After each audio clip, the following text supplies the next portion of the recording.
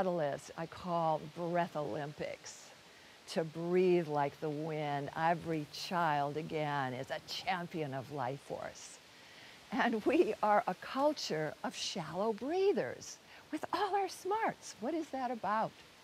Even to sigh with pleasure is often considered bad manners in our culture. The line of all degenerative disease is the repression of emotional energy.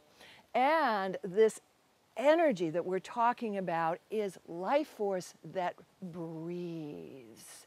So we have also learned that the debilitating effects of aging is oxygen starvation. Oxygen starvation. So what would it be like,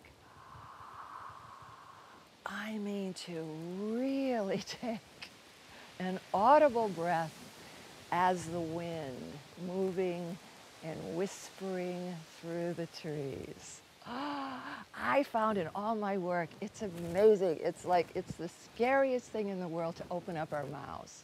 And I know the health benefits of nose breathing and all this. But it's like a child that sees a Christmas tree, you know, you go, that inspiration. I mean, how much inspiration do we deserve?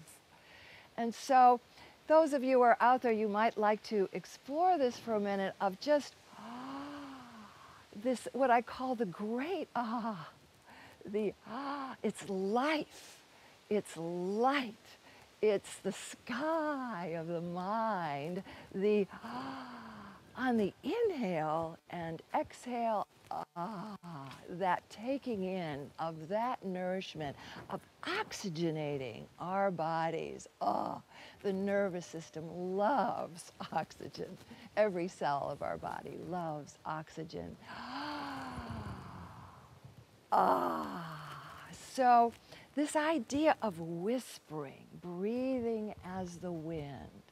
And again, imagine yourself a little child having no trouble with this at all. Let your adult take a bit of a rest.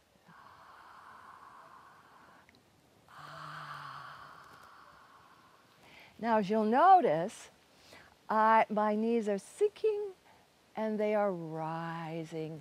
They are sinking, they are rising. You could imagine also an accordion.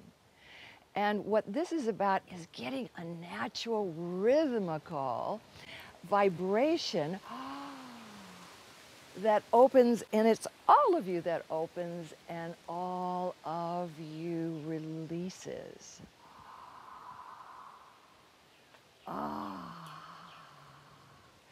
Now, I'd like to exercise the 5 vowels. What we're doing now is really amplifying the as a shape.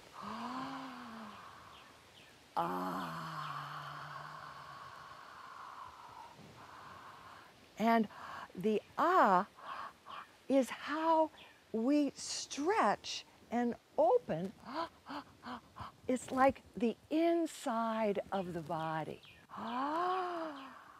The idea that I don't end with the skin. This container is way too small for the great energies of the universe here. So by imagining my body becoming more porous, more permeable, I'm now breathing out here, out here, out here. I am a breathing body. Now the next vowel is an O shape. Yeah.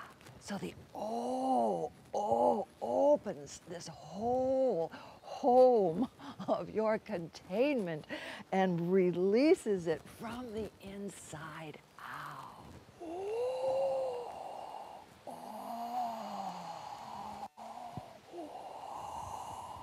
Now you'll also notice I'm wiggling around here. I'm moving shoulders, I'm moving elbows, I'm moving ribs. What I'm doing, like any creature, it's almost like shedding my skin. I am using this massive breath to open up tight ribs, to release shoulders that are tense, to uncrack my neck, to get energy into the brain, to fill myself with oxygen. You'll notice it's also affecting the way I speak. E. The E is a lateral energy. It moves horizontally out through our body. So I E, E, E. So we're opening up many planes of energy throughout our entire core of our body. So the other vowel is an ah. Immediately see I'm getting to how to get breath, how to get that energy deep into the core.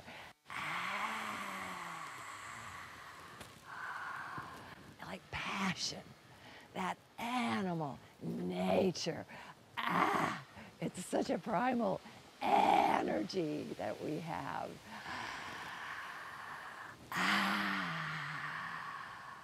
And the ooh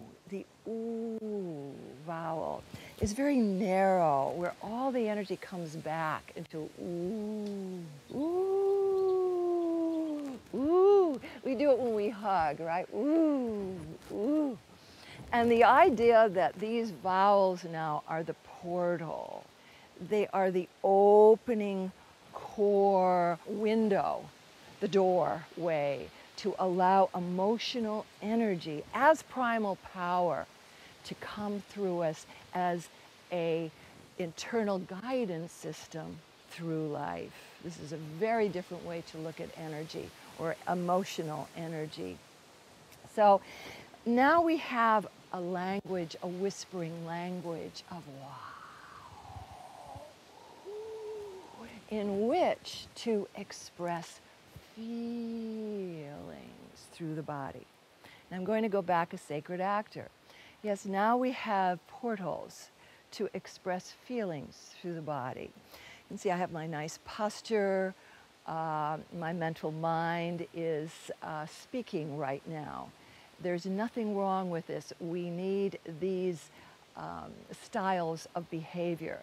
If we're run by them, you can see I am barely breathing. Static postures absolutely curtail breathing and aliveness and the spontaneity of feeling.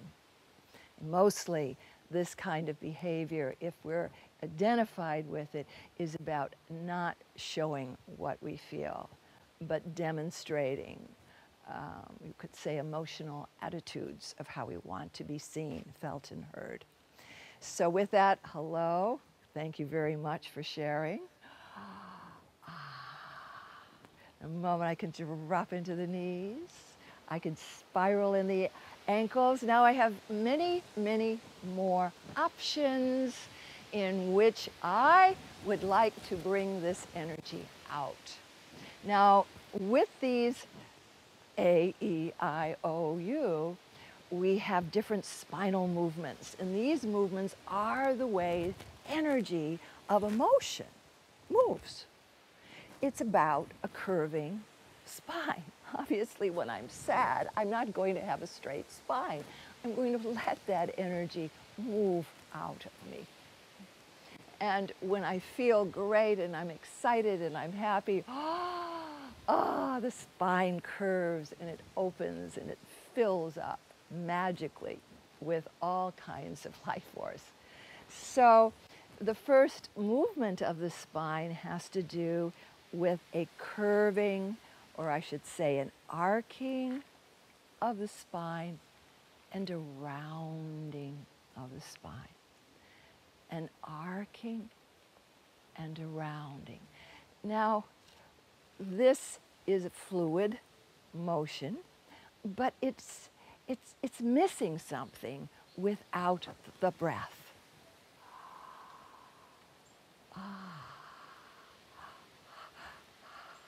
And we're also seeing that energy builds and it subsides. It's never mechanical. This is from another domain. it builds in excitement, it subsides. Sometimes it's bigger, sometimes it's smaller. Now another movement of the spine is figure eights.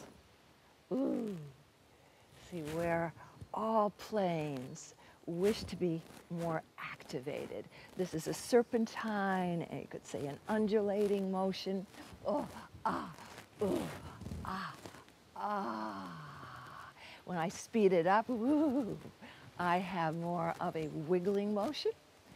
And when I slow it down, it's a very sensuous motion, but it's also bridging creative right brain with the left brain.